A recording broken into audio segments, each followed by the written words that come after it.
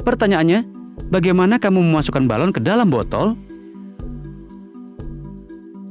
Kamu akan butuh beberapa balon, jarum, botol plastik besar, selotip, dan 1 teko air. Ambil botolmu terlebih dulu dan lepaskan tutupnya. Lalu rentangkan balonnya. Tempatkan di dalam botolnya. Regangkan di leher botolnya. Dan kemudian cobalah untuk meniupnya. Seperti yang kamu lihat, aku menyadari bahwa hal ini sangatlah sulit. Ini karena udaranya terperangkap di dalam botol dan menciptakan tekanan. Namun, jika kita menggunakan jarum untuk membuat lubang kecil di bagian bawah botol, ini akan memungkinkan udara untuk masuk dan keluar. Sekarang kalau kamu mencoba untuk meniup balonnya, itu akan segera mengembang dengan cepat. Kalau kamu tutup lubangnya, maka dia akan berhenti mengempis, karena tekanan di dalam botol tidak bisa berubah. Ini adalah sedikit ilmu pengetahuan yang pintar. Tapi, bagaimana cara kita memasukkan balon di dalam botol? Ya, itu cukup sederhana. Kita cukup tuangkan air ke dalam balon. Ini akan membantumu mempertahankan bentuknya. Kamu juga bisa gunakan balon air untuk percobaan ini kalau kamu tidak punya balon yang biasa. Setelah kamu menuangkan air yang cukup, ikatkan lehernya dengan hati-hati dan jatuhkan ke dalam botol.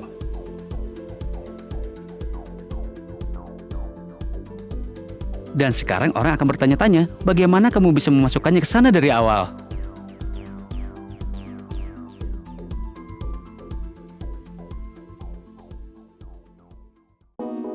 Beberapa botol tinta berbeda warna, sebuah suntikan, dan seikat bunga. Pertama, ambil jarum suntikmu. Buka salah satu botol tintamu.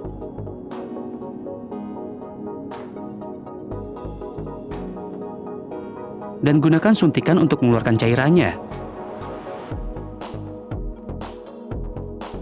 Sempurna.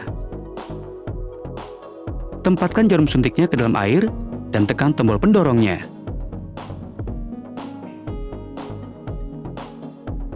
Ini menciptakan efek yang sangat keren.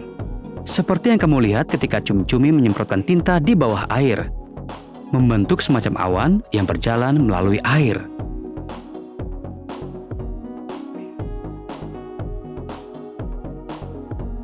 Tinta kami sepertinya cukup berat, karena setelah berjalan tintanya senang menetap di bagian bawah tangki. Sekarang mari kita semprotkan tinta biru di bunga.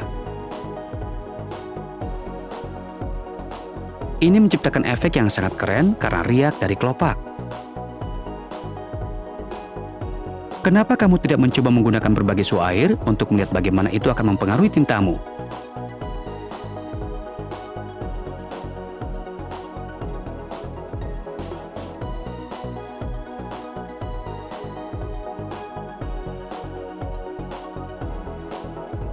Ini terlihat seperti badai di bawah air yang sangat keren.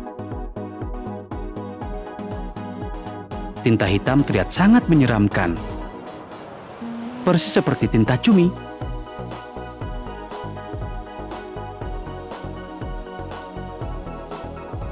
Terlihat seperti tumpahan minyak bawah laut.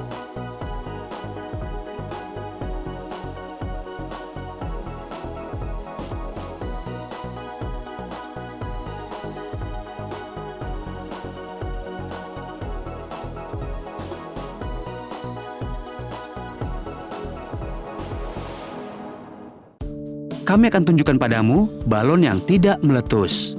Ini benar-benar percobaan yang menyenangkan yang mungkin pernah kamu lihat sebelumnya. Yang kamu butuhkan adalah 1 roll selotip, tusuk sate, dan balon. Yang perlu kamu lakukan adalah merentangkan sedikit balonnya. Dan kemudian meniupnya seperti yang biasa kamu lakukan. Setelah kamu meniupnya, ikat salah satu ujungnya dengan sangat hati-hati atau minta orang dewasa untuk melakukannya untukmu. Pastikan itu benar-benar tersegel. Kemudian ambil selembar selotip kecil dan tempelkan di satu sisi balonnya. Tempelkan selotipnya dengan rapi dan rata, lalu balikkan balonnya dan tempelkan selotipnya di sisi yang berlawanan.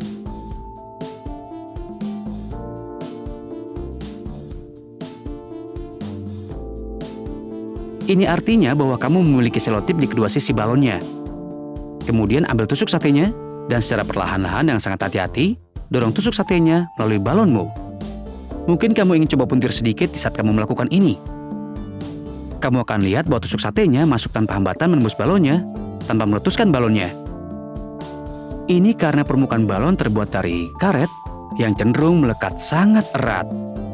Sudah ada tegangan di balonnya karena kamu sudah meniupnya. Jadi saat kamu mendorong tusuk satenya melalui samping balon, karetnya menempel dan merekat ke bagian luar dari tusuk sate, yang berarti udara tidak akan bisa melarikan diri. Begitulah caranya membuat balon yang tidak meletus. Ini eksperimen yang sangat mudah, yang kau butuhkan hanyalah paku yang ditancapkan pada sepotong kayu. Dan 1, 2, 3, 4, 5, 6, 7, 8, 9, 10, 11, 12 paku. Langkah pertama adalah menempatkan satu buah paku di atas meja. Kemudian, letakkan 5 paku lagi di setiap sisinya. Bergantian arah, berhadapan. Jadi pada akhirnya ada 5 yang menghadap ke atas dan 5 yang menghadap ke bawah. Pastikan jaraknya sama. Karena percobaan ini sangat tergantung pada keseimbangan.